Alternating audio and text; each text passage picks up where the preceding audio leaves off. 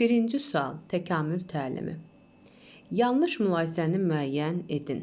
Populyasiyanın tutduğu ərazi fərdlərin sayından asılı olaraq dəyişə bilər. Bəli, populyasiyada fərdlərin sayından asılı olaraq, fərdlərin hərəkətlilik dərəcəsindən asılı olaraq populyasiyanın arealı dəyişə bilər. Yəni, sabit deyil. Doğru fikirdir. Hər bir populyasiyanın özünə məxsus genofondu var. Bəli, doğrudur. Ömrü qısa olan kiçik heyvan populyasiyalarında fərdlərin sayı kəskin dəyişə bilər. Bəli, doğru fikirdir. Ömrü qısa olan kiçik heyvanların populyasiyalarında fərdlərin sayı kəskin dəyişə bilər. Lakin ömrü uzun olan, az nəsil verən fərdlərdə isə populyasiyanın dəyişə bilmir də. Yəni, populyasiya əsasən sabit qalır. Hər bir populyasiyanın daimi arealı olur. Yanlış məhz budur. Bayaq dedik ki, dəyişkən arealı ola bilər. Populyasiyanın tutduğu ərazi fərdlərin hərəkətlilik dərəcəsindən asılı olaraq dəyişə bilər. Bəli. Yanlış cavab D variantı. Nöqtələrin yerinə uyğun gələn sözü müəyyən edin. Uyğunlaşma heyvanların ayrı-ayrı fərdlərinin və ümumilikdə növün sağ qalmasına yönələn müxtəlif davranış formalarıdır. Məhz bu nöqtələrin yerinə uyğun gələn söz etaloji uyğunlaşmadır ki, biz dedik ki, etaloji uyğunlaşma sinir sistemi yaxşı inkişaf etmiş heyvanlarda, məsəl üçün məməlilər sinifində növün sağ qalmasına yönələn müxtəlif davranış formalarıdır və etaloji uyğunlaşma anadan gəlmə və sonradan qazanılmış olur. Doğru cavab A variantı. Karl Linneyin istifadə etdiyi müasir sistematikada çoxhüceyrəli avtotrof orqanizmlərin təsnifatında istifadə olunmayan sistematik kateqoriyadır. Çoxhüceyrəli avtotrof orqanizmlər dedikdə ailə bitkilərdir. Ailə bitkilərin sistematik kateqoriyasında istifadə olunmayan təbii ki, dəstədir. Linneyin istifadə etdiyi növdür, cins, sinif, dəstə və dəstə Linney heyvanlar aləminə aid edilmişdir, lakin dəstə bitkilərdə yoxdur. Y variantı. Növün kriterləri ilə bağlı uyğunsuzluğu müəyyən edin, yəni yanlış fikirləri. Morfoloji, xarici və daxili əlamətlərdə fərqlər. Bəli. Fizioloji xromosom yığımında fərqlər yanlış məhz B variantıdır ki, xromosom yığımında olan fərqli genetik müxtəlifliyidir. Digərlərinə baxaq. Ekoloji növün müəyyən ekoloji mühitdə yaşaması. Bu ekoloji kriteridir. Biokimyəvi zülal və nuklein turşuların quruluşundakı fərqlər, bəli, doğru fikirdir. Coğrafi növün müəyyən coğrafi şəraitdə yaşaması, bəli, doğru fikirdir. Yanlış olan B variantı. 5-ci sual. Pasiv qorunma vasitələrinə aid deyil. Bu verilənlər içərisində kirpinin iynələri, böcəyin xitin örtüyü, ilbizin çanağı, arının rəngi, yemişanın tikanları. Məhz bu verilənlər içərisində arının rəngi aktiv qorunmaya, yəni morfoloji qorunmaya uyğundur. Digərləri isə kirpidə olan iynələr, böcəyin xitin örtüyü, ilbizin çanağı, yemişanın tikanları pasiv qorunmadır. Yanlış D variantı. Növləri nuklein turşularının tərkibi və quruluşuna görə fərqləndirməyə imkan verir. Təbii ki, bu biokimyəvi kriteridir. D variantı. 7-ci sual. Hansı fikir Lamarka aiddir? Bir növ daxilində baş verən dəyişkənlik ona mənşəcə yaxın olan digər növlərdə də baş verə bilər. Bu Lamarka yox, 11-ci sinif dərsində keçəcək Vavilova aiddir. Sonradan qazanılmış əlamət irsən nəslə keçmir. Yanlışdır. Lamark deyirdi, keçir. B variantı aid deyil. Növlər dəyişməzdir. Xeyr, bu Linneyin fikri idi. Orqanizm özünü həyat şəraitinə uyğunlaşdırmaq üçün daim məşq edir.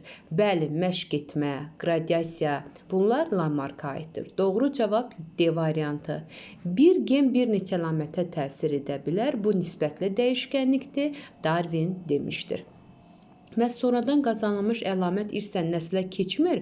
Bunu Darwin də, digər alimlər də təsdiq etmişdir. Lamarka aid olan fikir D variantı. Təbiətdə bəzən ayrı-ayrı növlərə mənsub olan fərdlər çarpazlaşaraq döllü nəsil verdikləri üçün hansı kriteri bəzi hallarda özünü doğrultmur? Təbii ki, bu çoxalma, həyati proseslər olan fizioloji kriteri də özünü doğrultmur. Doğru cavab A variantı. Stabilləşdirici seçməyə aiddir. Uzun illər ərzində orta həddən kənara çıxan fərdlərin sayının artması. Orta həddən kənara çıxan fərdlərin sayının artması bu hərəkətverici seçmədir. Əsasında divergensiya prosesinin durması bu parçalayıcı seçməyə aiddir. İri sənaye rayonlarında kəpənəklərin tünd rəngli formalarının açıq rəngli formaları sıxışdırması yenə hərəkətverici seçmədir. Sabit şərait olarsa, populyasiyaların bir çox illər ərzində dəyişməz qalması məhz stabilləşdirici seçməyə aiddir. Doğru cavab D variantıdır. Populyasiya üçün səciyyəvi olan əlamətin orta göstəricinə malik fərdlərin kənar edilməsi isə bu artıq hərəkətverici seçməyə misaldır. Doğru cavab D variantı. Digər suala baxaq. 10-cu sual. Növlərarası mübarizəyə aiddir. Qışda qida tapa bilməyən kirpilərin qış yuxusuna getməsi. Bu əlverişsiz mühitlə.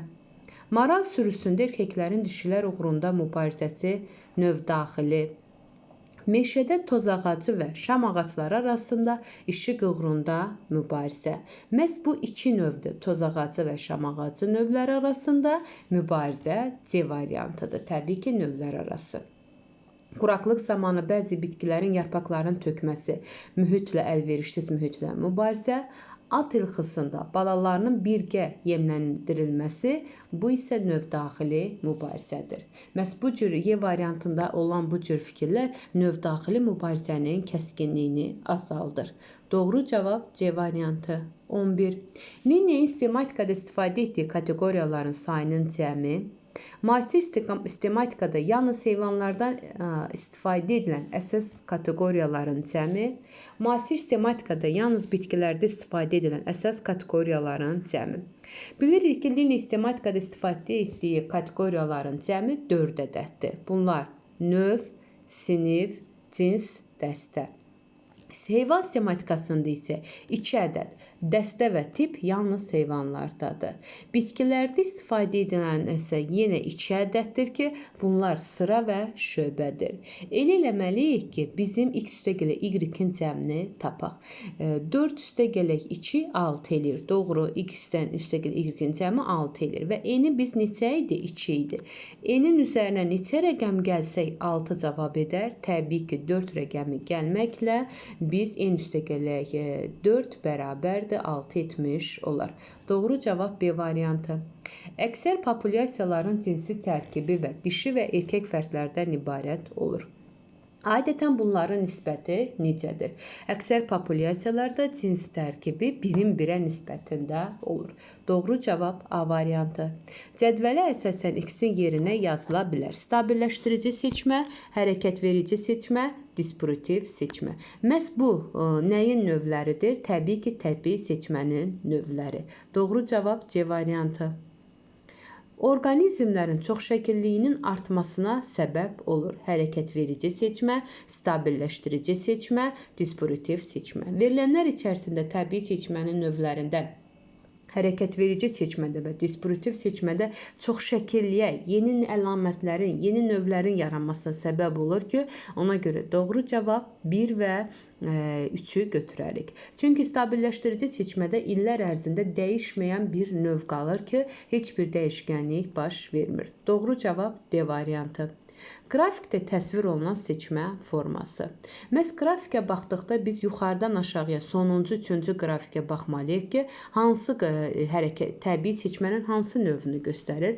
Təbii ki, burada orta əlamətdən kənara çıxan əlamətlər meydana gəlibdir. Kənara çıxma var orta həddən və bu isə hərəkətverici seçmədir. Hərəkətverici seçməni də məhz Darwin seçməsi adlandırırdı. Doğru cavab A variantı. Növün belə kriterisi yoxdur.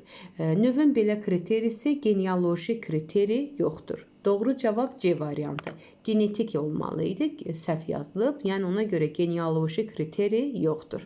C variantı. Lamarckın təsnifat sistemində birinci pillədəki canlılara aiddir. Birinci pillədə bilirik ki, Lamarck canlıları 6 pillədə 14 sinifdə yerləşdirib. Birinci pillədə infizorlar və poliplər. Məhz verilənlər də infizorlardır. Qurtular və şüalar ikinci pillədə, molluskalar dördüncü pillədə, həşəratlar üçüncü pillədə, quşlar 6-cı pillədə. Doğru cavab D variantı. Kəpənək və onun tırtırı bir-birində morfoloji xüsusiyyətinə görə kəskin fərqləndikləri üçün onları hansı kriteriya müəyyənləşdirmək mümkün deyil. Eyni növə aiddir, yəni kəpənəyin sürfəsi tırtır adlanır. Lakin onlar bir-birindən fərqləndiyinə görə biz hansı kriteriya görə müəyyənləşdirmək mümkün deyil. Təbii ki, doğru cavabımız morfoloji kriteriya görə müəyyən etməkdə çətinlik çəkərik. Doğru cavab D variantı. Uyğunluğu müəyyən edin. Pasiv qorunma vasitələrinə sahibdir. Düşməndən xilas olmaq üçün pis iyli maye buraxır. Bədənin formasına, rənginə görə kiçik budaqçığa bənzəyir. Pasiv qorunma vasitələrindən biri dedik ki, kirpidə olan iynələr. 1-ə B variantı. Düşməndən xilas olmaq üçün pis iyli maye buraxır. Parabüzəndir, morfolojidir, aktiv qorunmadır. Bədənin formasına və rənginə görə kiçik budaqçığa özünü cansız bir eşyaya bənzətmək isə toz ağacı qarışcasıdır. 19-cu sualda doğru cavab Y variantı. 20. Cədvələ əsasən yanlış fikri müəyyən edin. Linear sistematikada istifadə etmişdir. Mikrotəkamül nəticəsində əmələ gəlir. Adaptasiya yolu ilə əmələ gəlir. Maraqlı testdir. Biz X, Y, Z hansı sistematik kateqoriyaya aid olduğunu müəyyən etməliyik. Birinci, linear sistematikasında istifadə edən elə bir növdür, cinsdir, dəstədir, sinifdir. Düzdürmü? Elə bir sistematik kateqoriyasını linear götürməliyik ki, həm mikrotəkamül nəticəsində əmələ gəlsin, həm adaptasiya yolu ilə əmələ gəlsin. Təbii ki, ən rahatını biz bilirik ki, mikrotəkamül nəticəsində yalnız növ əmələ gəlir. Ona görə Y-i götürərək növ. Y oldu növ. Adaptasiya nəticəsində isə biz bilirik ki, adaptasiya nəticəsində növ, cins, fəsilə kimi sistematik kateqoriyalar yaranır. Gəlin baxaq. İndi X-ə baxaq. Linear sistematikasına aid deyil, mikrotəkamül nəticəsində əmələ gəlməyib. Deməli, adaptasiya yolu ilə əmələ gəlirsə, X-imiz olar fəsilə. Bilirik ki, sinifdir, tipdir, şöbədir, aləmdir, aramorfoz nəticəsində yaranır. X oldu fəsilə. Z isə karelinear sistematikasında istifadə edilmiş növ ola bilməz, çünki miniskop, növ, cins, fəsilə ola bilməz. Deməli, Z olar sinif. Z olar sinif. Deməli, Z-imiz oldu sinif, Y oldu növ, X oldu fəsilə. İndi bu verilənlər içərisində yanlış fikrə baxaq. Y dəstə ola bilməz. Y dəstə niyə ola bilməz? Bəli, Y dəstə ola bilməz. Çünki növdür. X fəsilə ola bilər. Bəli, doğrudur. Y növ ola bilər. Bəli, doğrudur. Z sistematikasında istifadə edilən kateqoriya, bitki sistematikasında istifadə edilən kateqoriya ola bilər. Bəli, Z nə idi? Sinifdir, bitki sistematikasında istifadə olunur. X cinsi ola bilər? Xeyr, dedik ki, X növ ola bilər. Yanlış fikir Y variantı. Açıq suallara baxaq. Açıq tipli test tapşırıqları. Birinci sual. Düzgün mülahizələri seçin. Qida çatışmamazlığı yaşamaq uğrunda növdaxili mübarizənin kəskinləşməsinə səbəb olur. Bəli, doğru fikirdir. Kəskin iqlim dəyişkəni yaşamaq uğrunda mübarizəyə təsir etmir. Yanlışdır. Əksinə təsir edir. Sürüdəki keçi və qoyunların qida uğrunda bir-biri ilə mübarizəsi növdaxili mübarizədir. Xeyr, burada keçi və qoyun növləridir, növlər arasıdır. 3 yanlışdır, 2, 3 yanlış. Təbii seçmə yaşamaq uğrunda mübarizənin nəticəsidir. Bəli, doğru fikirdir. 1 və 4 doğru fikir. Nöqtələrin yerinə yazmaq olar. İmperator pinqvini populyasiyadakı fərqləri müxtəlif olur. Nəyi fərqləyir? Pinqvin eyni növdür, populyasiya əmələ gətiribdir. Eyni növün fərdlərində müxtəlif nə ola bilər? Təbii ki, onların xarici görünüşündə olan fenotipləri müxtəlif ola bilər. Bir də genetik cəhətdən genotipləri müxtəlif ola bilər. Məsəl üçün, bəzilərində dominant əlamətlər olar, bəzilərində heterozigot əlamət ola bilər, bəzilərində resessiv əlamət ola bilər. Genotip fərqli ola bilər, fenotip xarici görünüşləri fərqli ola bilər. Amma genetik kriteriyaları və morfoloji kriteriyaları eynidir, eyni növ daxilində. Təkcə pinqvin yox, bu digər növlərdə də bu cürdür. Çünki genetik kriteriya dedik ki, hər bir növdə sabit xromosom yığımı olur. Yəni bir növün 22, misal üçün xromosom yığımı varsa, digər fərdlərində də 22 xromosom dəsti olmalıdır. Morfolojiyada bilirik ki, xarici və daxili quruluşlarında olan oxşarlıq eynidir. Müxtəlif olan 1 və 4. Bitkilərdə quraqlığa qarşı uyğunlaşmalarda köklərin çox dərinə getməsi, bəli, yarpaqların tikan şəklində olmasıdır. 1 və 3-dür. Digərləri tozlanmaya aid olan uyğunlaşmadır. Lineya istifadə etdiyi sistematik kateqoriyaları seçin. Təbii ki, cinsdir, dəstədir, sinifdir, növdür. 2, 3, 6, 8. Nöqtələrin yerinə uyğun gələn düzgün ardıcıllığı müəyyən edin. Növün təkamülünün ilkin mərhələsi nə adlanırdı? Mikrotəkamül. O, nisbətən qısa tarixi dövr ərzində baş verdiyi üçün insanlar tərəfindən müşahidə edilə bilir. Deməli, cavabımız oldu 4, 2, 6. Nöqtələrin yerinə uyğun gələn ifadələri düzgün ardıcıllığını müəyyən edin. Populyasiyanın arealı daimi deyil. Onun ölçüsü fərdlərin sayından və hərəkətlik dərəcəsindən asılı olaraq dəyişə bilər. Doğru cavabımız 1, 2, 5. 6-cı sual, 7-ci sual üzr istəyirəm. Yanlış mülahizələri seçin. Heç bir kriter ayrı-ayrılıqda növün təyini üçün kifayət deyil. Bəli, hansı bir yerdə növü təyin etməyə imkan verir? Bir yanlış. Uyğunlaşma nisbi xarakter daşıyır. Bəli, doğru fikirdir. Disputiv seçmə təsir göstərərkən orta həddən kənara çıxan fərdlərin sayı azalmağa başlayır. Bu disputiv seçmədə belə deyil, çünki orta həddən kənara çıxan fərdlərin sayı azalmağa deyil, əslində artmağa başlayır. Yanlışdır. Təbii seçmə istiqamətlənmiş xarakter daşıyır. Doğru fikirdir. Xəstəlik törədən bakteriyaların antibiotiklərə qarşı dözümlülüyünün artması stabilləşdirici seçməyə misaldır. Yanlışdır. Hərəkət verici seçməyə aiddir. 5 yanlış oldu, 3 yanlış oldu, 1 yanlış oldu. Ekoloji növ əmələ gəlmə, coğrafi növ əmələ gəlmə. Arealın genişlənməsi yolu ilə coğrafi növ əmələ gəlmə. Növün populyasiyaları öz arealı hüdudunda qalır. Ekoloji növ əmələ gəlmə. Mikrotəkamül formasıdır. Hər ikisi ortada. Yeni növlər yaranır. Hər ikisinin nəticəsində arealın hissələrə parçalanması yolu ilə baş verir. Coğrafi növ əmələ gəlmə. 1B, 2CD, 3AY. Digərinə baxaq, süni seçmə və təbii seçmə. Həyatın yarandığı dövrdən təsir göstərir təbii seçmə. Növ üçün faydalı əlamətlər seçilir, məhz təbii seçmə. İnsan əhəlləşdirmə apardığı dövrdən təsir göstərir süni seçmə. Əsasında hər ikisinin əsasında irsi dəyişkənlik dayanır. İnsan üçün faydalı əlamətlər seçilir, süni seçmə. Biz bilirik ki, süni seçmə nəticəsində cins və sortlar yaranırdı. Uyğunluğu müəyyən edin. Birinci, Darwin parçalayıcı və stabilləşdirici seçmə. Darwin seçməsi bilirik ki, hərəkət verici seçmədir. Parçalayıcı seçmə disputiv seçmədir. Stabilləşdirici seçmədə olduğu kimi. Homozigotların xeyrinə seçmə adlandırmaq olar. Təbii ki, bu parçalayıcı seçmədir. 2-də A. Yalnız insana faydası olan əlamətli fərdlər seçilir? Xeyr.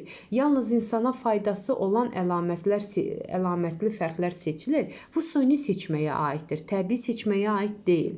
Yeni əlamətli fərdlər məhv olur. Yeni əlamətli fərdlər məhv olursa, burada biz onda hansını götürərik? Stabilləşdirici seçməyə. Bəli. Digər heteroziqotların xeyrinə seçmə adlandırır. Parça Darwin seçməsidir, hərəkət verici seçmə.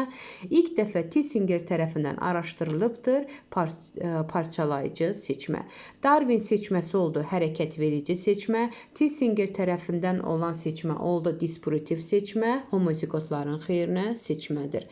Və burada da əlavə deyim ki, stabilləşdirici seçmə isə Şimal Hazen tərəfindən öyrənilmiş seçmə idi. Bu qədər.